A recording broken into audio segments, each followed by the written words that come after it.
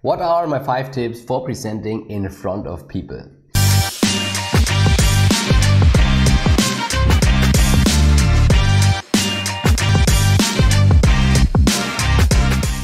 Hi everyone, my name is Johannes and welcome to this channel. Welcome to Mastering Consulting. On this channel, I will share my learnings and experiences from my own current journey in management consulting to help you to become more successful in consulting while also living a balanced life.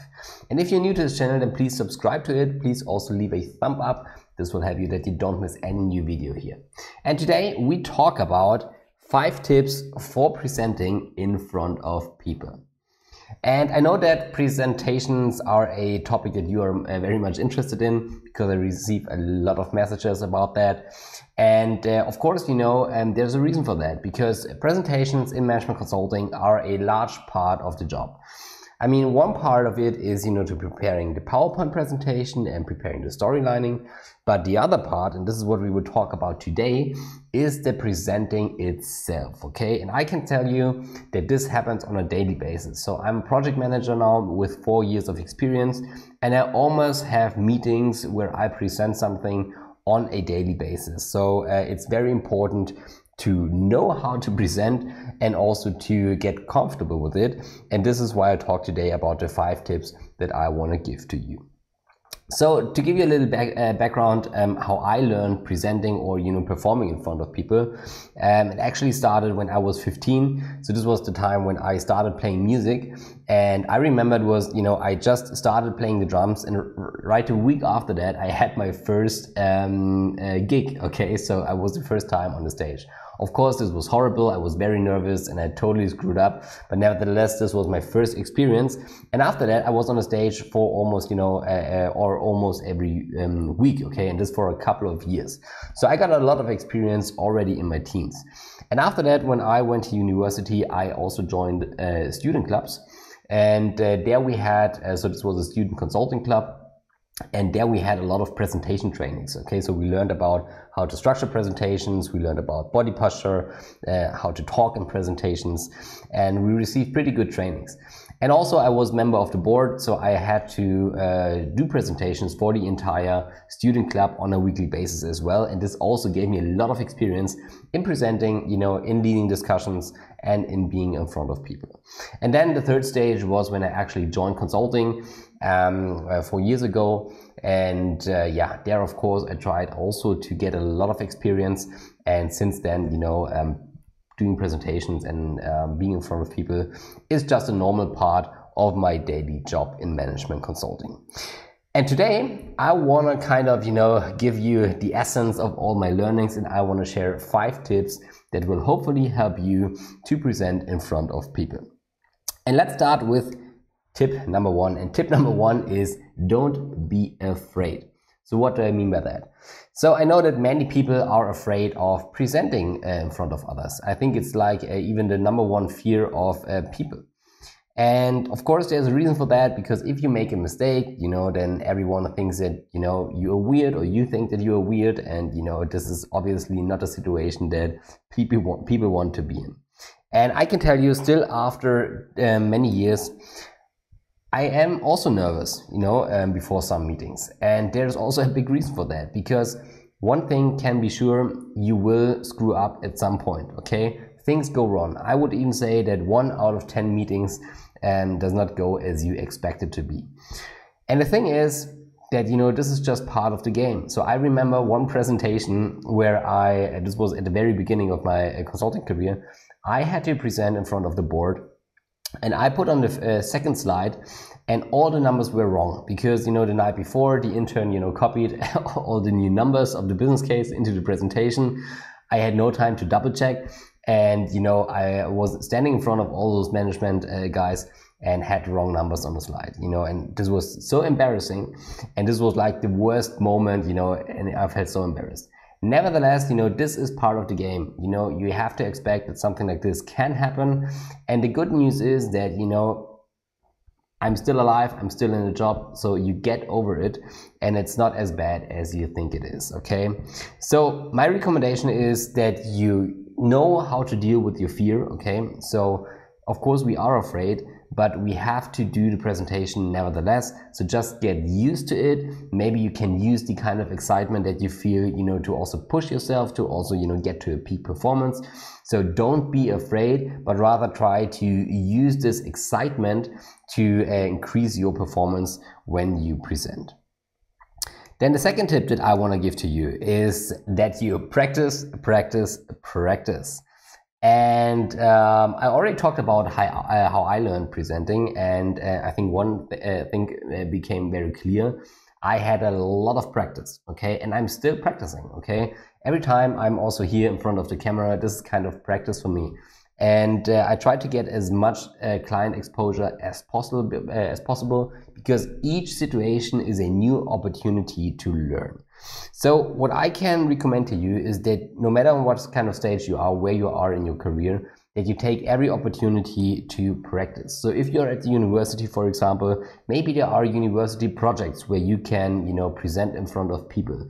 You know, if you do a seminar, you have to be the one volunteering to do the presentation, because especially in university, you know, you still have plenty of room to fail and to practice, okay? So make use of that. Also, if you're studying, join student clubs, okay? Join maybe debating clubs, okay? Just try to get practice and use those clubs that are available that give you exposure of talking in front of people.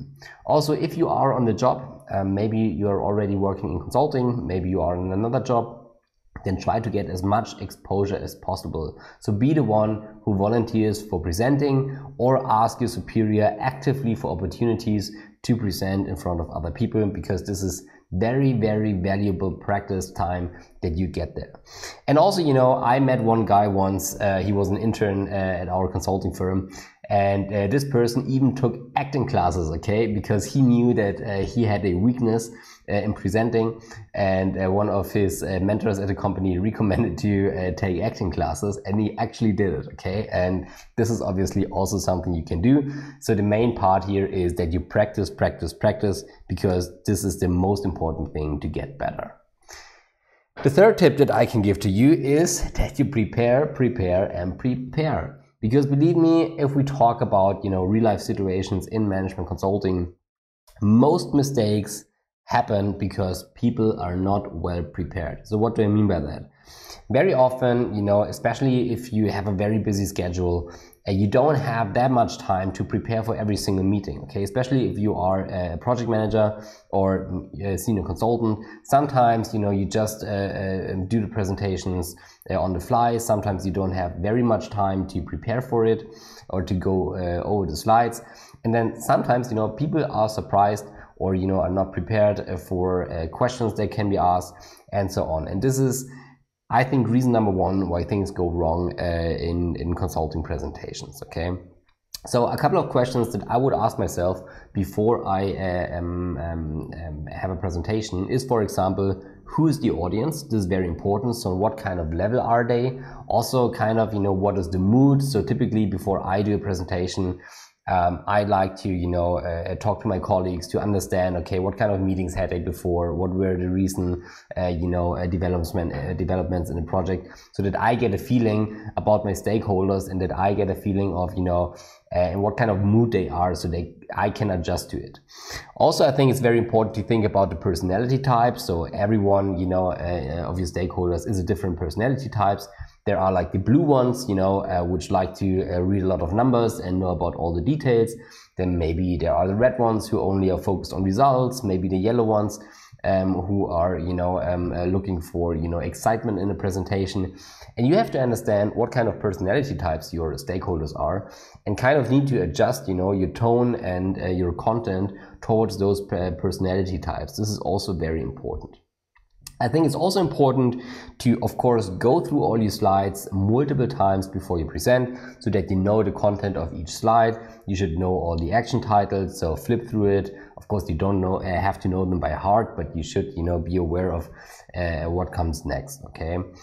And also one thing that is very important, it's not only about the content, it's also about the story that you want to tell. So Part of the preparation, in my opinion, is always also that you try to tell a convincing story, okay? So it's not just about the facts, because, you know, you cannot convince people by just laying out facts, except you're very blue people, but, you know, in general, you also have to tell a story, okay? So think about that, make that an essential part of your presentation, and this will certainly help you to have a good performance if you present.